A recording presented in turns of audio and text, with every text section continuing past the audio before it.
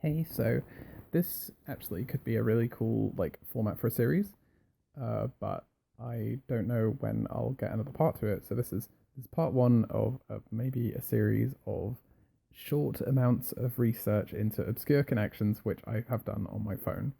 So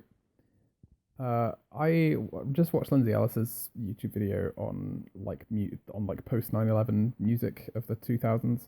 It's very interesting. I really enjoyed it. And she puts up a video by Eminem. The video is called, or the song is called Mosh. And the video is like an animation featuring, I recommend you watch it. It's quite a good video, featuring a bunch of people kind of, experiencing the injustices in America. A black man getting kind of stop and search by the police, and a soldier kind of getting sent for a tour in the war in Iraq, and and these people kind of are like, wow, this all sucks, and they go and vote, and that's the story. Now, this on its own is kind of, it's an okay animation. The quality of the animation is actually kind of quite rough. Like, it's for, by modern animation standards it's pretty bad, but by 2004 Flash standards it's actually pretty good.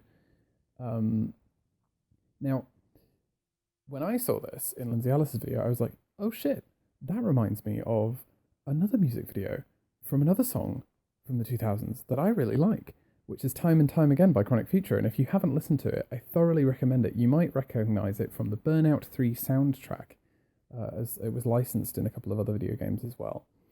It's a really, really nice song. I think for me, it kind of gets at a particular kind of emotion, which I've never really kind of seen anywhere else. It's that sort of feeling of like kind of losing losing out or missing out on a childhood and stuff like that. That's kind of the vibe that I get from it. But anyway, the video for Time and Time Again features a young man kind of playing in his garage band, and then owing to not doing well enough at school or whatever, his kind of clearly very authoritarian parents send him to send him to join the army.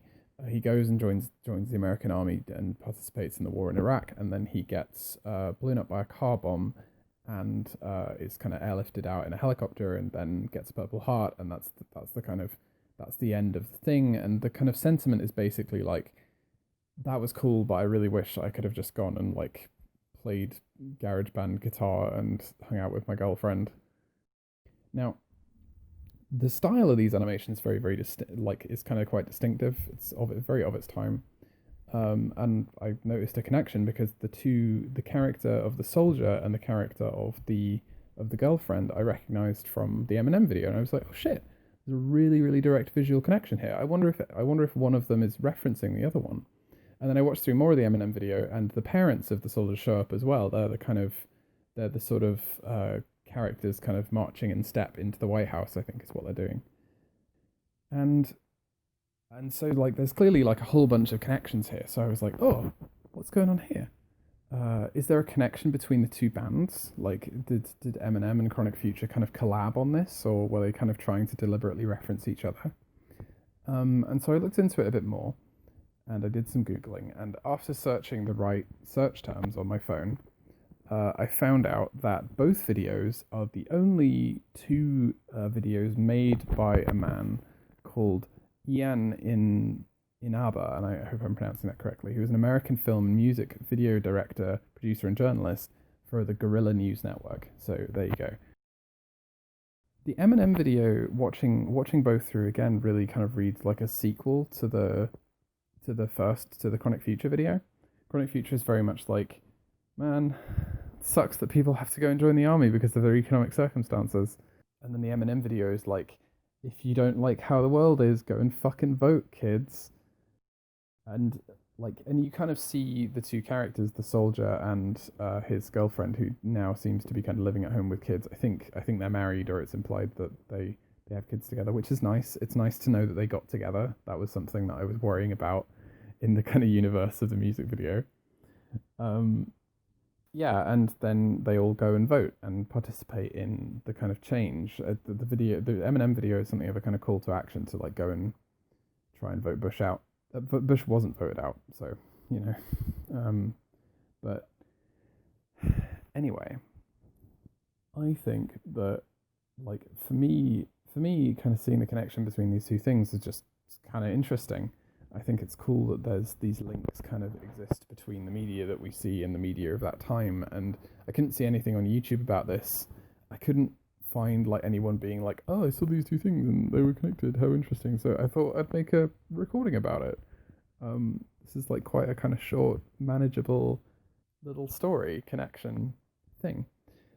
Reading from Ian in Naba's very short Wikipedia page here, he also did something for Nine Inch Nails, for their song "The Hand That Feeds," but it was never released. I haven't gone and looked and see if I could kind of dig it up, but if I can find it, I will put it in the description.